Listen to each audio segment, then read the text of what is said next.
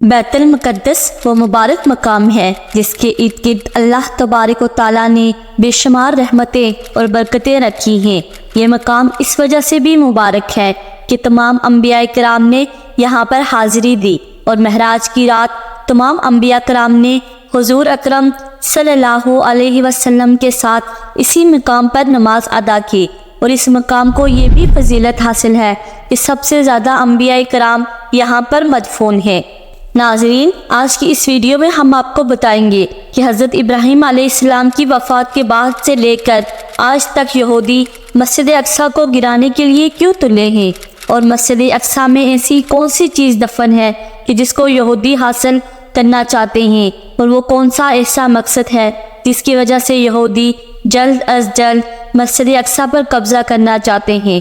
اور اس کے ساتھ آپ کو یہ بھی بتائیں گے کہ حضرت ابراہیم علیہ السلام سے لے کر اب تک کتنی مرتبہ مسجد اقصیٰ کو شہید کیا گیا اور اس کو دوبارہ تعمیر کیا گیا، اور مسلمانوں کے قبلہ اول مسجد اقصیٰ کی تاریخ کیا ہے، اور آج کے دور میں فلسطین میں جو ہو رہا ہے اس کے پیچھے چھپے حقائق کیا ہیں، اور کیا دجال آنے والا ہے۔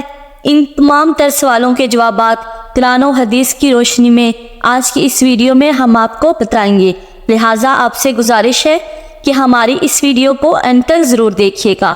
بیت المقدس وہ مقام ہے جو تمام بڑے مذاہب کے نزدیک عزت اور احترام کا حامل ہے۔ تمام بڑے مذاہب یعنی یہودی، عیسائی اور مسلمان اس کو عزت اور احترام کی نظر سے دیکھتے ہیں۔ مسلمانوں کے نزدیک یہ مقام اس لیے بھی اہمیت کا حامل ہے، یہ مسلمانوں کا قبلہ اول ہے، اور معراج کی رات حضور اکرم صلی اللہ علیہ وسلم نے اسی مقام پر تمام انبیاء کرام کی امامت کرائی اور معراج کا سفر شروع کیا۔ اور یہودیوں کے نزدیک یہ مقام اس لیے افضل ہے کہ حضرت ابراہیم علیہ السلام نے اسی مقام پر اپنے بیٹے حضرت اسماعیل علیہ السلام کی قربانی پیش کی تھی، اور اسی مقام پر حضرت ابراہیم علیہ السلام نے ہیکل سلیمانی تعمیر کیا تھا جو کہ بعد میں تباہ ہو گیا۔ اور عیسائیوں کے نزدیک یہ مقام اس لیے بھی اہمیت کا حامل ہے کہ یہاں پر حضرت عیسیٰ علیہ السلام کی پیدائش ہوئی، اور قرب قیامت میں اسی شہر میں حضرت عیسیٰ علیہ السلام کا نزول ہوگا۔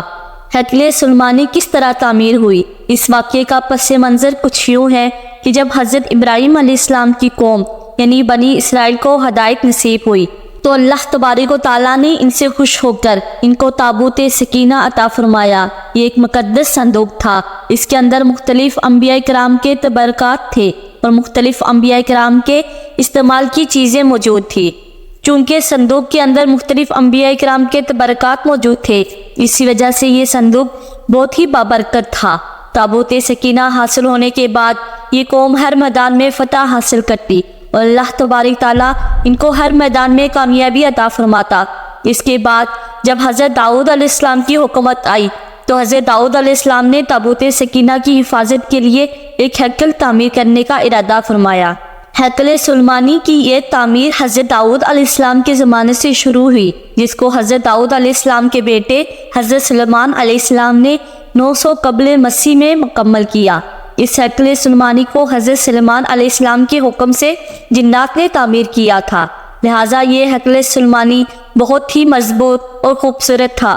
اس ہیکل سلیمانی کے اندر تابوت سکینہ کو رکھا گیا تھا، اور کسی بھی عام شخص کو ہیکل سلیمانی کے اندر داخل ہونے کی اجازت نہ تھی۔ چنانچہ آپ علیہ السلام کی وفات کے بعد بنی اسرائیل کی قوم اللہ تبارک تعالیٰ کی نافرمان ہو گئی اور گناہوں کے اندر ڈوب گئی۔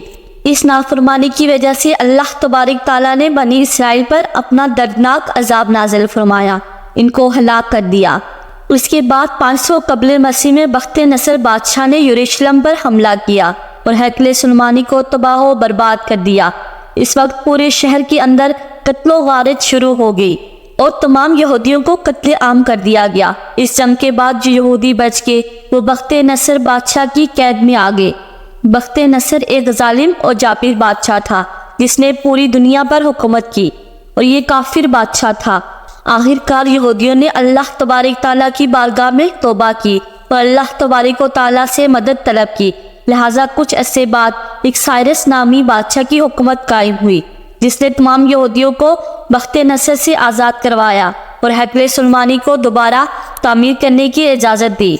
روایت میں آتا ہے کہ اسی جنگ اور قتل و غارت میں تابوت سکینہ گم ہو گیا اور بعض مورخین کے مطابق تابوت سکینہ کو بخت نصر نے کہیں پر دفن کرا دیا تھا، اور بعض روایات کے مطابق تابوت سکینہ اللہ تبارک تعالیٰ کے حکم سے غائب ہو گیا۔ اس طرح جب ہیکل سلیمانی کی دوبارہ تعمیر مکمل ہوئی اور یروشلم میں یہودی آباد ہو گئے، لیکن یہ بدبخت قوم کچھ عرصے بعد دوبارہ اللہ تعالیٰ کی نافرمانیاں کرنے لگے، تو ان کی ہدایت کے لیے اللہ تبارک و تعالیٰ نے حضرت عیسیٰ علیہ السلام کو مبعوث فرمایا۔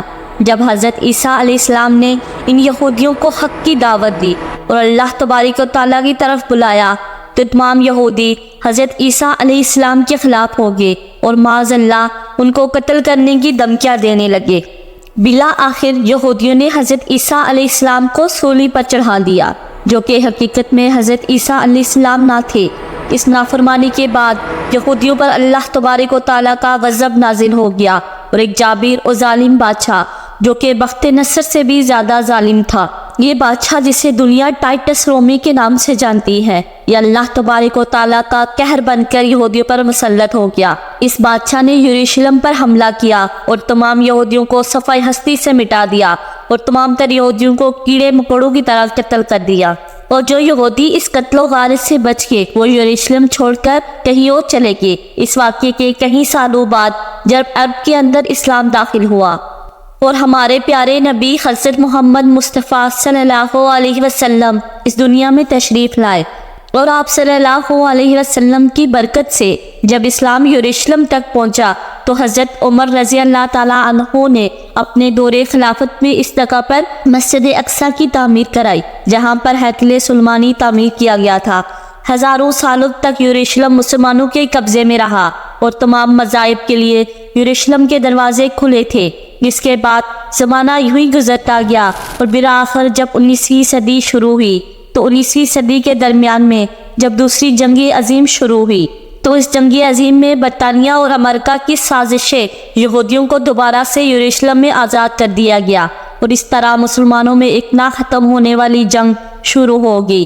محترم ناظرین، آج یہ یہودی اس مسجد اقصیٰ کو شہید کر کے یہاں پر ہیکل سلیمانی کو تعمیر کرنا چاہتے ہیں، اور تابوت سکینہ کو دوبارہ حاصل کرنا چاہتے ہیں۔